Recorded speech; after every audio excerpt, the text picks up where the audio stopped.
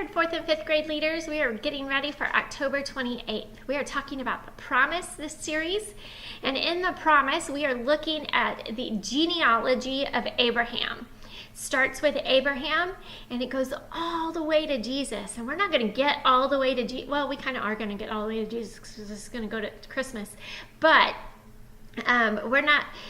The story of Abraham is going to stop with Jacob, but we're going to help kids begin to see how God is building Abraham's family tree with all of the promises of who's going to come after Abraham.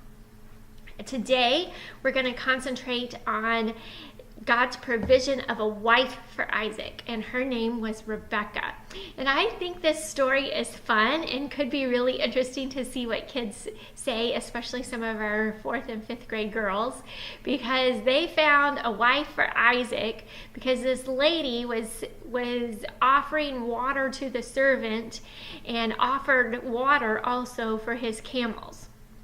I don't know how many people go and choose a wife based on water for a camel, but that's how God planned this story to happen so that Isaac would marry Rebecca. And it was important for him to marry Rebecca because Rebecca was part of the family that God was going to build that led to Jesus. And so that's our story today. And it's exciting to get to share that. You may want to ask kids how they think they're going to find their spouse in the future. All right. Your activity today for small group, well, actually, first, let me remind you about your social activity. Your social activity, you have your dice. And I know the kids have had fun playing with the dice lately. Sorry for that, but they're having fun. And so with the dice, each kid is supposed to get 5 of the same color dice. Today, I'll try to find 5 purple dice. There's 5 purple dice. And what they do is they roll all of the dice until they get the same numbers. So I have 2 6s, 2 2s, and a 4. So I'm going to take my 6s and keep rolling until I get more 6s. And the first person to roll all of it is the winner. And so you can keep track of how many times people win and congratulate them at the end. Remember, these activities are so we can build relationships with each other, and the kids are beginning to learn to look forward to the games and their time with you in those games, but also learning to interact with each other and build relationships with each other.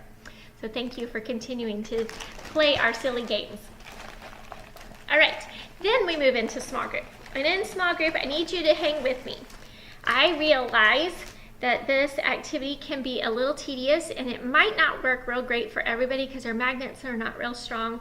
And so I'm sorry about that. But maybe you can put a few magnets together and see if that makes them stronger. I'm going to provide a magnet wand for each small group so that you can show kids really how this works. But you have some magnets and some paper clips. And what you're going to do is take the magnet and see if you can move the paper clips with the magnets. And my magnets just aren't real strong. I can get them to jump a little bit, but I also was able to get it to attract and jump up.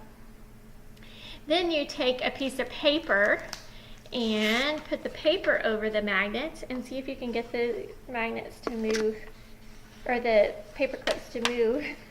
Like, see, we did, even through the paper. Maybe with your magnet wand, this will be even more overwhelming. This is just a little object lesson to show kids about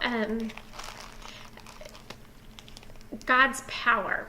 So we're going to relate the magnet to God's power, that God has the power to move things even when we think that it might be a little obscure, like a lady at the well watering camels. That God has a way and has a plan, and through building relationship with Him in prayer, we can begin to see what God is doing around us as well.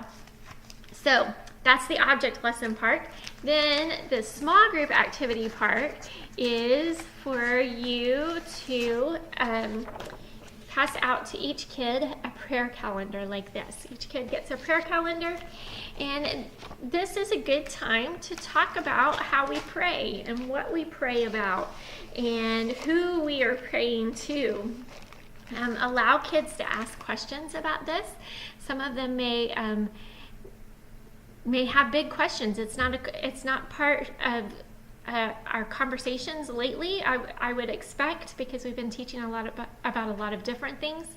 And so this is a good time to talk about what prayer means to you, where you've seen God answer prayers.